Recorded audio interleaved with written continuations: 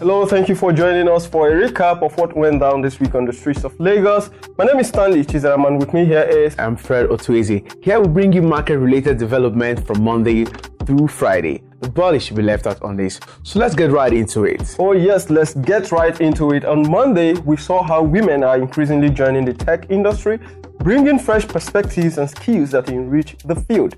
Their inclusion leads to greater innovation and better products and services. Yes, definitely. They advocate for equality and mentor others. Social media amplifies the voices, allowing them to support each other and drive positive change in the tech world and beyond.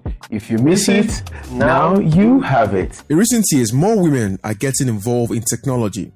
This is a big change from before when mostly men worked in this field. It's important to recognize and appreciate the contributions of women in tech. These are crucial in pushing development forward. Also, the way women use social media adds to their power to make positive change in the world.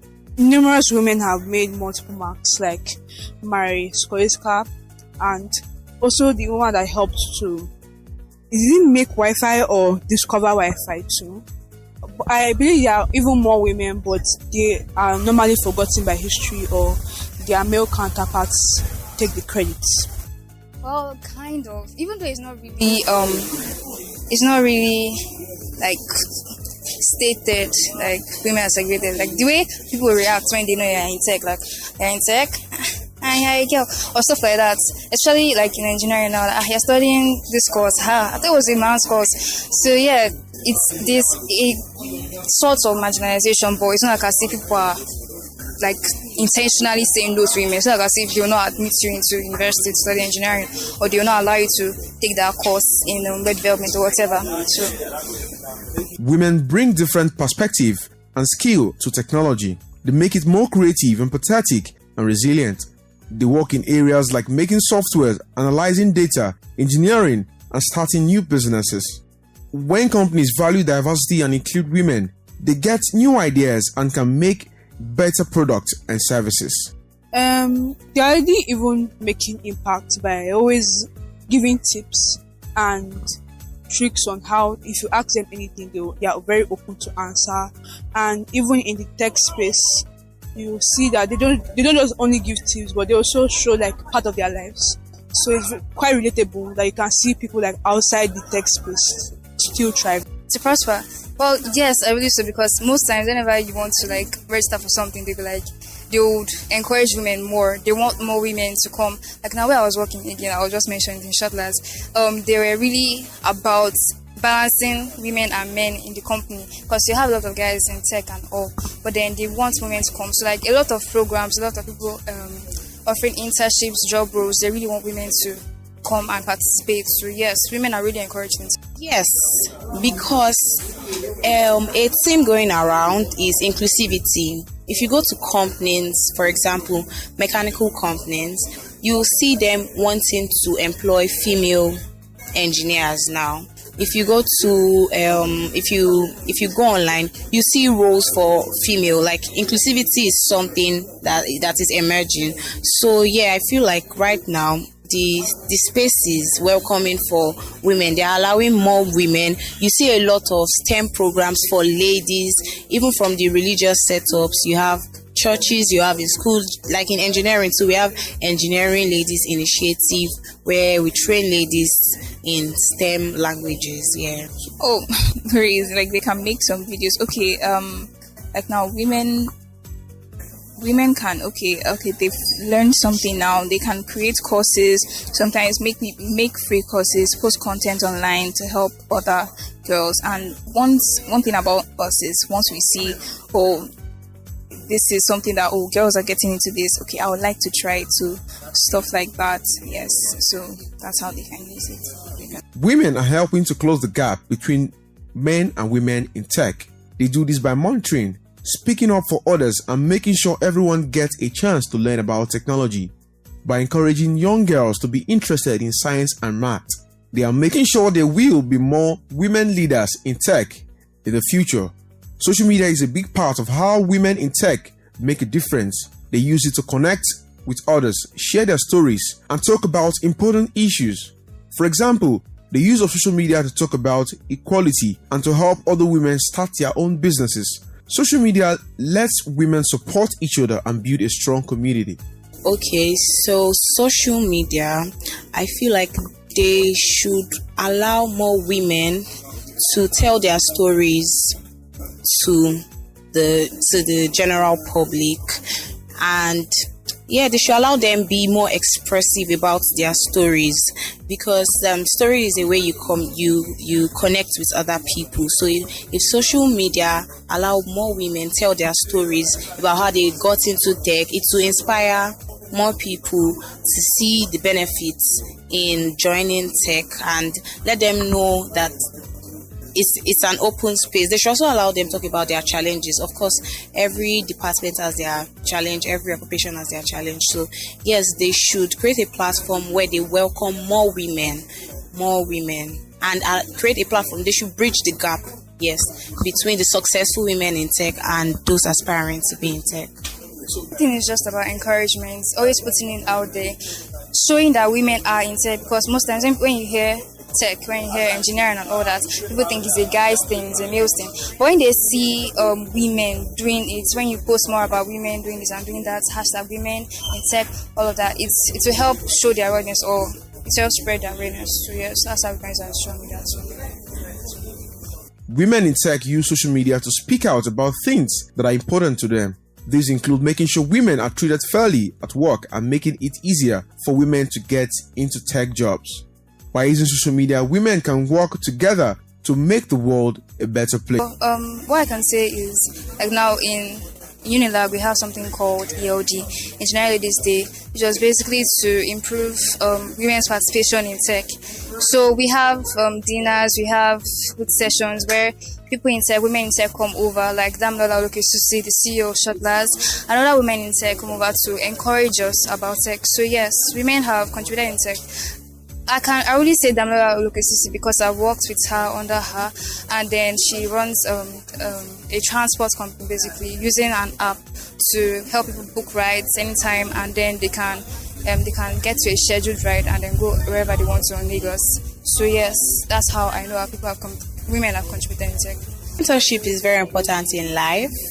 Mentorship is a very important tool because having the prior knowledge that women are not we're not very much into tech, and now that we have a lot of women like Adora alumni to joining tech, the only way females can navigate the tech world very well is by having mentors who know the problems they would face, who can guide them through the possible problems they are going to face at the early stage, that have experienced what women go through, the work-life balance as a lady, staying overnight, like how to balance their mental health with the workspace too. So mentorship will play a very important role to guide ladies, to also help them achieve their goals in record time, because if they are not guided by a mentor in the space, they would make a lot of error and it will drag them back in achieving their goals. So yes,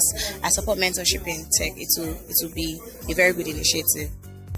It's really play a big role because a lot of people, the new generation or people that don't know, they feel very, very lost. And since the internet is filled with so much information, it can be quite overwhelming. So I feel the mentorship will help people filter out the ones that they don't need and concentrate on the things that they actually need. Women in tech also inject the human touch into platforms like Konga.com. These platforms become more than just digital marketplaces. They become spaces where individuals, regardless of gender, can connect with and access quality tech gadgets at prices that fit their budget. Through their contributions, women in technology make this platform more inclusive and welcoming, ensuring that everyone, including women, can participate fully in the digital economy. All right, and moving on to Tuesday. On Tuesday, we looked at how the allure of the latest gadgets gets stronger by the day. We equally sounded a note of alarm on the threat of counterfeit products To avoid falling prey to these dangers, approach gadget shopping with caution. Yes, definitely. Before you buy any product, you have to research thoroughly, rely on trusted sources, verify authenticity through serial numbers and warranty. With a little dose of skepticism, you should be able to make informed decisions and steer clear of potential risks. If you miss it, now you have it. In today's world, we are surrounded by tantalizing gadgets promising the latest features and innovations. But amidst the excitement, there is a shadow lurking: the proliferation of counterfeit products. These knockoffs not only drain your wallet but can also pose serious risks, from poor performance to downright safety hazards. To help you steer clear of these pitfalls, let's dive into what you should consider before splurging on gadgets and how to spot those pesky fakes. Well, in the market now, let's say you want to get a phone. There are the main ones and there are the fake ones. Now, the fake ones, for example, physically they might appear as the original ones, but when you look at it, screen-wise, physically, when you go through it, you tend to realize that this particular one is not the original. Let me give you an example, like an iPhone, the iPhone 14. There was one we got one time. It was literally an Android covered in an iPhone case. So in such experience, it's not funny. It's not good, because at that time we already had a customer who needs an iPhone 14. But when we saw it, it was already an Android. So there's nothing we can actually do than to actually return it. Think of it like researching before a big purchase. Whether it's a new phone or a sleek smartwatch, dive into the specs, features and prices of the gadgets you are eyeing. Hit up trusted sources like official brand websites, expert reviews and well-known retailers. Pay attention to the details, the packaging, the logos and even the serial numbers. Firstly, when you want to get a phone, just try as much as that you know the customer, as in you know the seller, right? Or probably someone refer you to the person. Just make sure you check those two things I'm about to mention right now. Firstly, check the IME number inside the phone and where they inside the same. There's a written IME number secretly on it. Check it and check the back one. If it corresponds, fine, it's a good one.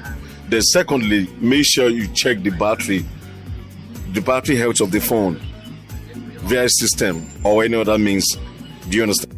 So I strongly believe that when you want to get a phone, check the name on Instagram, check their followers, check the review about people, about the stuff. You can just go and get it. Okay, mostly the brand logo and the way, the size, the looks, the color, most of it actually differs. The red flag is number one.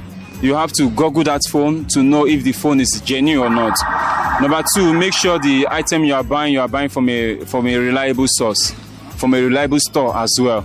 The red flags to look out for also is there are so many things to look out for. Just take the phone to an expert who knows more about the phone. Just like you would verify a friend request online, double check the authenticity of your potential purchase.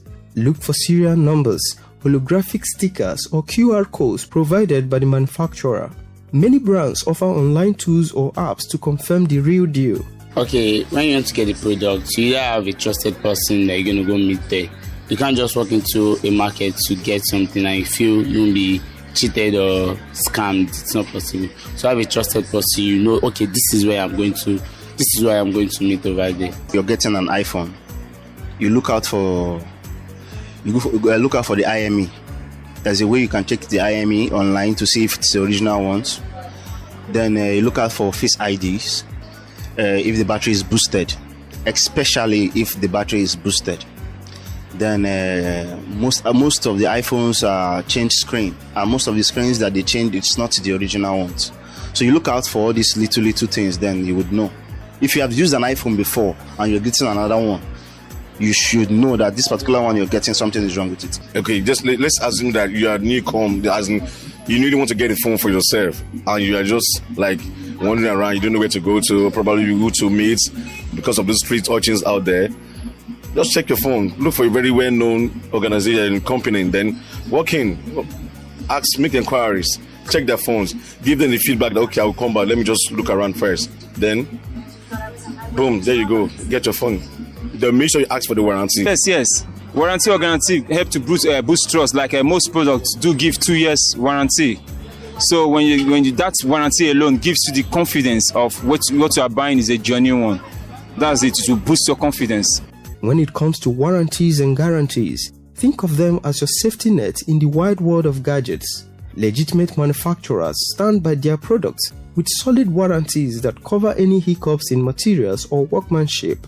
But beware, the absence of a warranty or a flimsy guarantee is a telltale sign of a fake. I would say I have not really bought one, but yeah, I know people that have actually got some before.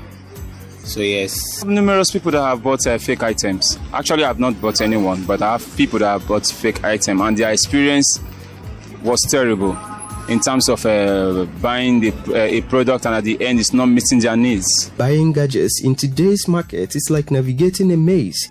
But armed with knowledge and a healthy dose of skepticism, you can emerge unscattered. So, before you take the plunge, do your homework, trust your instincts, and always keep an eye out for the real deal. And remember, a little caution now can save you a world of headaches down the line. Advice is: number 1, don't go to roadside to buy your item. Number 2, go to a genuine store, a registered store like a Konga and others to buy the product. Make sure you take someone as well. If you don't know what you are buying, make sure you take someone as well to the store so that the person can check 1 or 2 things for you. But I believe that most genuine stores, they don't sell fake products. So make sure you are not buying from the roadside. Buy from the reliable source. Buy from the reliable store as well. It's worth noting that reputable e-commerce platforms like Konga.com are known for selling authentic gadgets. Products purchased from such trusted sources often come with guarantees and warranties, providing additional peace of mind for consumers. So, when in doubt, consider shopping from these reliable retailers to ensure that you are getting the genuine article. And on Wednesday, we talked about how planning, rationing, and storing food are essential for a smooth running of kitchen and home generally, and it's also important talking about your healthy lifestyle. So meal planning guides smart grocery choices and eases cooking decisions. So proper storage keeps food fresh and organized like treasures in a chest. Definitely, we're still talking about food today. All right, now we saw that rationing ensures a balanced diet without waste. Mastering this skill reduces food waste and leads to enjoyable meals. Shop for affordable storage options at Konga.com to embrace an amazing kitchen setup. If you miss it, now you have it. In a world where every bite matters, the art of planning, rationing, and storing foods emerges as crucial for both culinary efficiency and nutritional well-being. Whether you are a seasoned cook or just starting out, mastering these skills is key to maintain a balanced diet, reducing waste, and being prepared for any situation. Meal planning goes beyond just deciding what to eat for the week. It's a smart way to streamline grocery shopping, avoid impulse buy, and foster healthier eating habits. Before, say we dey survive well by meal planning. In the morning, person go get different varieties of food where you go fit chop. You understand? Like if you do the BB, the normal beans and bread. You understand? The bread and tea, etc., etc. The afternoon, as we go do am na by rice, all those kind of things. Then the night we go eat swallow. So the thing they go well with us before now. There are so many ways we ration food. There are different type of food you cook, and when you want to cook, you look the adequate of food you cook, how it's surplus and how you can minimize it. It depends on the business strategy. But sometimes I can cook like 3 derika, 4 derika of rice. But in this period of Ramadan now, we reduce it to 2, sometimes 1.5, so that we can sell on time and we cannot have much shortage on the other side because there is fasting going on. So it reduces our sales. So for now, our sales is being low because there is Ramadan outside. People are fasting, so we don't sell like the way we sell before during the normal days. So that is how we reduce our ration of how we cook our food at the moment. presently, because of this season of fasting and every other thing, sales has actually like gone down, and to the economy and all the problems we are facing. Presently, there is scarcity of chicken. Normally, sometimes there are times I used to use 2 griller, but now it's only 1, and the griller itself no dey full. We like use half of the griller because we are trying to like maintain and know the amount of chicken we are to use, so that we won't use excess. We won't like grill excess, and at the end of the day, we will have extra. So before we get in bulk, but now we don't buy in bulk that much anymore, because even if you put in the fridge, you cannot just pass supply. Sometimes they will bring lies, sometimes they will mess us up. And if the chicken waste, if the chicken spoils, you can't sell spoiled chicken, you get. So now we buy in bits, not in bulk anymore. Taking a few minutes each week to plan your meals gives you control over food choices and removes the stress of last-minute decisions. Yes, I do so. At times I do so to avoid wasting of food. So I do ration some of my food, like maybe as I'm the only one that is in the house now, I ration my own food. I know that I'm the only one that can eat. And maybe if I want to cook rice, I may take like half the reka that I know I can consume, only me. But when maybe someone is with me, then I have to ask question whether the person, because at times you may come home, you don't feel like, you don't have appetite to eat food. Then I will ask you if you want to eat, then I know what to do about it. So that's how I do my stuff at home. Efficient food storage is essential for successful meal planning. Proper storage not only keeps food fresh and flavorable, but also reduces the risk of spoilage and contamination. You talk about storage. In storage, we have freezer. The air refrigerator, we can store our foods. So when there's fridge, when you cook, you minimize the way you supply your guests. Then you keep some in your fridge. Then after you sell that one finished, then you bring the other one and sell it out again. So with the help of fridge, we can store our food in fridge in so many ways that we can make us to sell our food on time. So no fridge, no storage. Yeah, based on us, we no get fridge. As we no get fridge now, so we do the warms now. We dey warm the food every time. Like maybe if I reach work, then I go call person, make it help me go warm the food, make the food no spoil. Based on say we no get fridge. Understand? But we dey do the warm. They warm like 4 times a day. So for the chicken, because I'm more focused on chicken actually, we like buy a surplus most times because we cannot be buying bit by bit.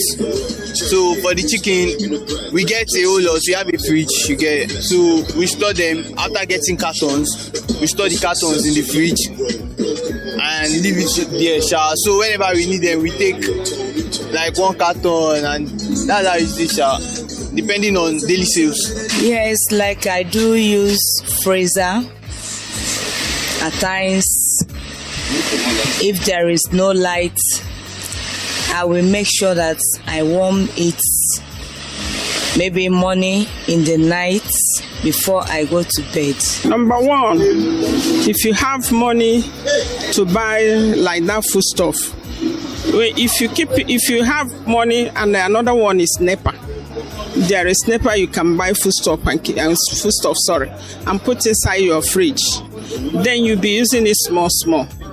But if you don't have the fridge, like people who doesn't have that fridge, so when they buy, maybe they buy many, there's no way they can control it. Along the line, the food may waste.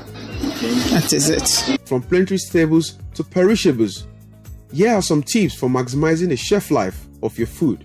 Keep dry goods like rice, pasta, beans, and canned items in a cool, dry place away from sunlight. Invest in airtight containers to keep out moisture and pests. Organize your refrigerator by grouping food based on their storage needs. Place perishables like dairy and meat on lower shelves. Unless you buy something that is dry, then if you buy dry things, you can keep it, at least you use it for 2-3 days. But if it is something that is maybe something that is watery, like let me use meat as an example. If you buy that meat, you can cook it. When you cook, if you don't preserve it very well, it will still be a waste. Where it's coldest, use creeper drawers for fruits and veggies, making sure there is good airflow to prevent wilting. Freeze excess produce, bread, and cooked meals in portioned containers or resealable bags to make them last longer. Label items with date for easy tracking and prioritize using older items first to avoid freezer burn. Rationing meals involves portioning wisely to meet your dietary needs without overeating or going hungry. Apart from the fridge, the microwave, what else? That's all for now, sir. Yes, I use deep freezer. At times, I will use microwave. Food planning, rationing, and storage are essential for well-managed kitchen and a nourished life. By adopting these practices, you can take charge of your cooking, cut down on waste, enjoy wholesome, well-prepared meals. To enhance your storage setup, consider exploring affordable storage solutions at KongaTV, a trusted source for kitchen essentials with the right tools. You can elevate your food storage practices and journey towards culinary excellence. And on Thursday, we stepped into the realm of cooking, where authentic cooking oil is essential for both flavor and health benefits. However, the rise of counterfeit products poses risk to consumers' well-being, and finances as well. So recognizing the importance of authenticity, dictating counterfeit oil requires vigilance, especially with respect to inspecting labels and packaging. Yes, so when it comes to KongaTV and food, we got you covered. In regions like Nigeria, where price dynamics play a significant role, consumer awareness and regulatory measures are crucial for mitigating risks. Platforms like KongaTV prioritize genuine cooking oil, ensuring consumers can trust the product they purchased. If you miss it, now you have it. In the realm of cuisine, cooking oil stands as a vital ingredient, enhancing flavors and ensuring culinary finesse. However, the proliferation of counterfeit products has cast doubt on the authenticity of cooking oil, posing notable health risks and financial strains. Recognizing virtues of authentic cooking oil, discerning methods to verify its genuineness, and understanding price dynamics, particularly in regions like Nigeria, emerge as pivotal in safeguarding both well-being and finances. Generally, vegetable oil is important to food because without oil, there's no way we can make food. You make stew, you want to make jollof rice, anything, you have to use both the oil. So we just use it in different ways. So that's it. It's very, very important and it's good for the health. Many of our oils that we have today are being fortified with vitamin A, especially the vegetable oil. So, but apart from that vitamin A that we derive from the oil, some of the components of oil are important in our body system to keep the fluidity of our cells. And at the same time, some people also have issues with oil. And I think those people need to see their doctors for recommendation. So with that, I can say cooking oil has its own benefits in our diets. Cooking oil ensures myriad roles in culinary pursuit, boasting numerous benefits. Authentic cooking oil elevates dishes with their distinctive flavors, contributes essential nutrients like vitamin E and healthy fat for overall wellness, maintains stability at high cooking temperatures without compromising nutritional value, and offers versatility across various cuisine and cooking techniques. You may not see any major difference in their taste or smell, especially if the person who filled the oil took it from a good source. When we talk about fake oil, it's maybe that oil, we call it fake because it's not the company that produced the oil that is in that container. Maybe they are picking oil from another brand, putting it in another company's bottle so that they can sell at the rate that company is selling. You understand? So it may be a good oil, but wrongly placed to make profits. So you may not say that oil is completely bad or good, But to be sure that you are eating the right oil that you are paying for, it's good you buy from a genuine source. Some people won't know it when they won't know it when they see it. But we that use it every day, when you see it in a container, you may see some signs in it that this is different from what I always buy every day, because we buy it almost every day. And some, when you open it, it will have some kind of odor that you feel strange, that this is not what I normally buy every day. And some is when you buy it and you use it, maybe when you put it on fire, you see this is bad, that this is not good. So that's why I have a special place that I always buy. I don't buy anyhow in the market, because of the price now, people are selling many things that are not good, not even good to the health, talk less of using it to cook. When you're frying with a good oil, it doesn't smell, and they're always very clear when you're frying. When you're frying with a bad one, it has odor, and it also brings out bubbles. Detecting counterfeit oil demands vigilance and knowledge, scrutinizing labels for accuracy, inspecting packaging for quality, purchasing from reputable sources, and conducting physical assessment for color, consistency, and odor are crucial steps in distinguishing genuine from fake product. Depends on the source, where you source from. I try to source directly from the suppliers that I know are getting it from the product, from the company that are producing it. And because of the high price of cooking oil now, there is tendency for you to see a repack or a refill, something that somebody has already, they just get oil from somewhere, fill it in another container, seal it and bring it to the market. So customers are advised to buy their oil. They are advised to buy their oil at a specific place where they know that the source is genuine. That's the only way, because if you look at oil facially, you cannot conclude whether this one is good or bad until you use it. So, and if you have used it, you cannot come back and return it. The person may not agree that he or she is the one who sold that bad oil for you. So it's good you source your oil in a reliable place. And when you get a reliable place, stick to that place. In Nigeria, the price of cooking oil greatly influences consumer choices and the spread of counterfeit products. Economic stability, efficiency in the supply chain, and government policies all affect oil prices. Fluctuations in these factors can worsen the issue of counterfeit goods. Not be small thing now. Price now is too fantastic. Before as of 1980s, 70s, one bottle of oil is 100 naira. But now, one bottle of groundnut oil now is 1,500 naira. Red oil is 1,000 naira, one bottle. 5 liter now is 9,000 or some. But I'm selling my own 8,500 or 9,000. Depends how.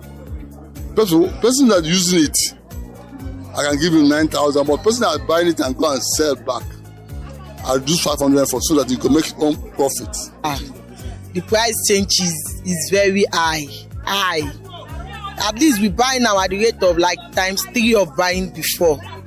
So normally we buy 5 liter. Like when I started selling this food in 2014, I used to buy 5 liter at 1,000 naira.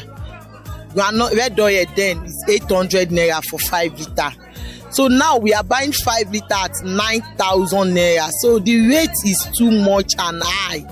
Even before now, maybe like last year, we still buy at 5,000. But now it's almost 9,000 naira. It's too much, and it's even giving us hard time to even see anything in the kind of market we sell now. So this is very bad. December and now, there is what we call outrageous increase in price. Although they reversed it a little, but even at that, it's still outrageous. For that 2.6 liters, we were selling it initially at 5,500, 5,500, 5,800, at most 6,000. As I'm talking to you now, the retail price is 8,500. Retail price 8,500. And as at last month, February, during that high rate, dollar exchange rate, that particular oil of 8,500 was going for 11,500.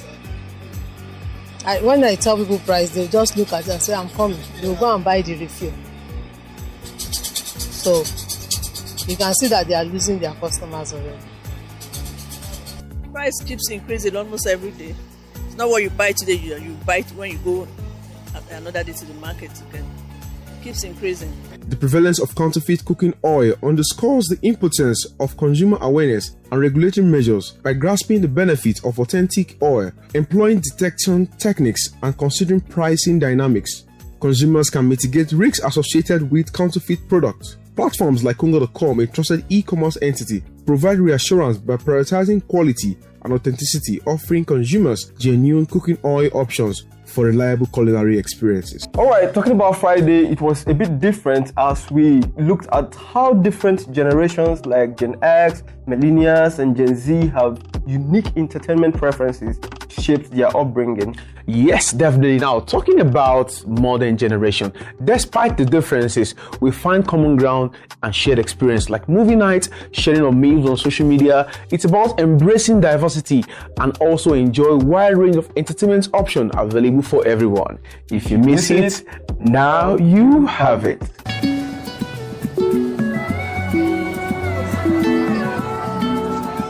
Gen X will be, if I'm to use age, I mean years, right? I will be talking from 1990 backwards to 80s to 70s. Those are Gen X. Then the millennials, right? Millennials will be from 91 to 99. Then Gen Zs are 99 to current date here, to 2020. Okay, you said the Gen Z are like from 1998, I'm right. Then Gen Z is like 1999, 2000, 2001. Why the millennials is maybe the I don't know. Gen X, I think they are born in 90s.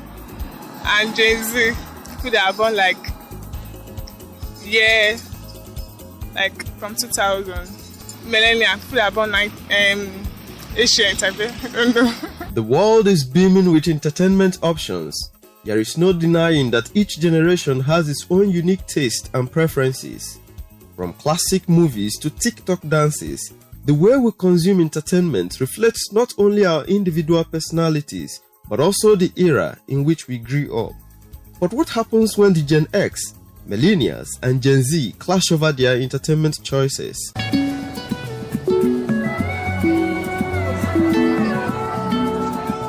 Gen Z. I accept that. Gen Z. Gen Z.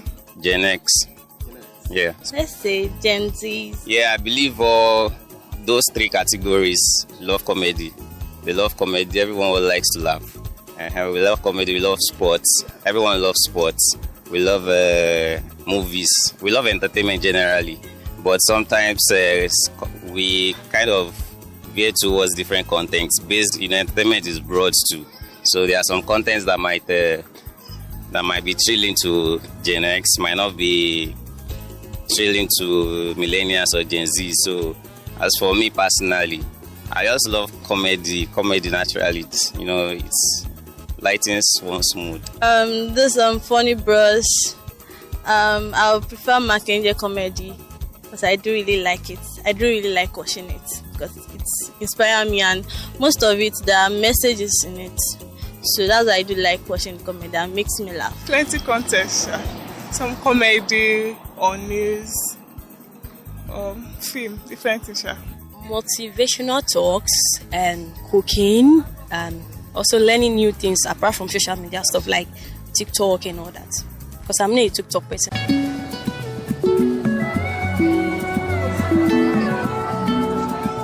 For Gen X, entertainment often revolves around the silver screen and nostalgic TV classics. Their love for retro entertainment knows no bounds.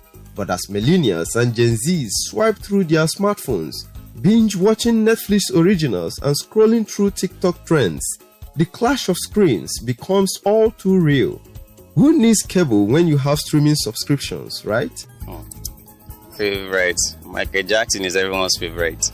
So Michael Jackson, then we had Tupac, Biggie, all those old school artists. Then blues too. There are this Lionel Richie, and their likes. I like all those ones. Why me? Why me? Yeah, that's the song. I've forgotten the lyrics. I've forgotten. But the only thing I can remember is why me? Because I don't have the book. Then I usually tell my mom if they don't draw it or draw the artist there, I won't buy the book. So that's it. It's a global space now today. It's a global world. So the world, everything, it's easy for everyone to just blend in these days, in this age.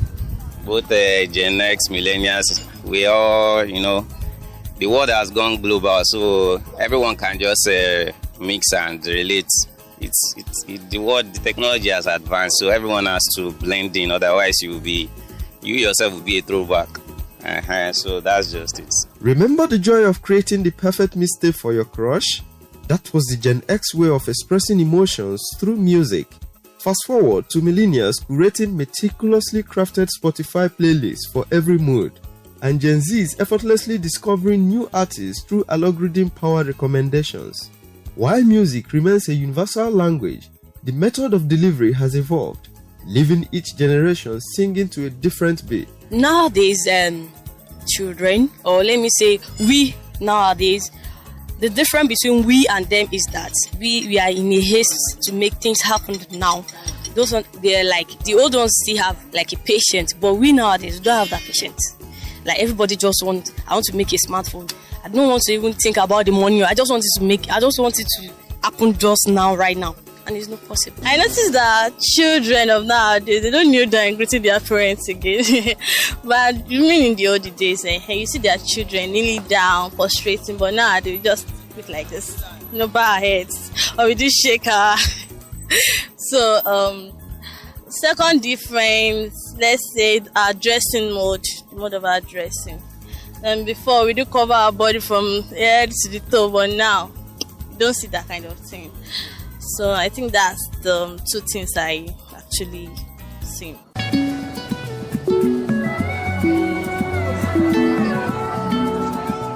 Despite the playful banter and occasional eye rolls, there is something magical about the way entertainment transcends generational boundaries. Whether it's bonding over a classic movie, sharing memes on social media, or belting out 80s hits at karaoke night, each generation brings its own flavor to the table. So let's raise a glass to the power of entertainment in bringing us together. One laugh, one dance, and one meme at a time. Burna Boy, break up. Breakfast, sir. Last, everybody go to breakfast. That's it. I do remember the lyrics. I'm not good at singing, no. At the end of the day, it's not about which generation has the better taste in entertainment. It's about embracing diversity and celebrating the unique experiences that each generation brings to the table. Who knows? Maybe my Gen X dad will finally join me for a TikTok dance challenge one day. The aspect of that lack of respect, they should treat people like their equal rights. They should not look down on somebody like, who is this one? They should accommodate and tolerate. They should be patient because I can't just make things happen once and for all. Even Dangote self has to be patient with his life. That's why he's making money now. Assuming he's in a haste, he can't make what he's making now. And maybe if they need support, they should support them. They need encouragement, they should encourage them not to kill their what they have passion for. They should encourage more to put more effort. One thing remains certain. Whether you are a Gen X reminiscing about the good old days or a Gen Z paving the way for the future, there is something for everyone to enjoy. So grab your popcorn, queue up your favorite playlist, and let the entertainment showdown begin.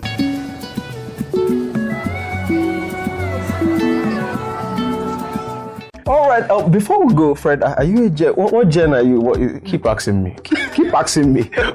All right, now, so how do we wrap today's one now? Well, dear viewers, you will agree with me that it really has been a week packed with activities on the streets of Lagos. And guess what? The weekend is here again, and this is a city that never pauses and never stops. Our cameras are ready to bring you more from Monday, and if for any reason you miss out on any of these days, next Saturday, Fred and I will still be here to give you a recap. Yes, definitely. Thank you for your time, and don't forget to follow us across all social media platforms at KongaTV, and also subscribe to our YouTube channel at KongaTV. Keep shopping on Konga.com and keep watching KongaTV. See, we'll come your way next time. My name is Stanley Chizaram, and so bye-bye. Bye for now.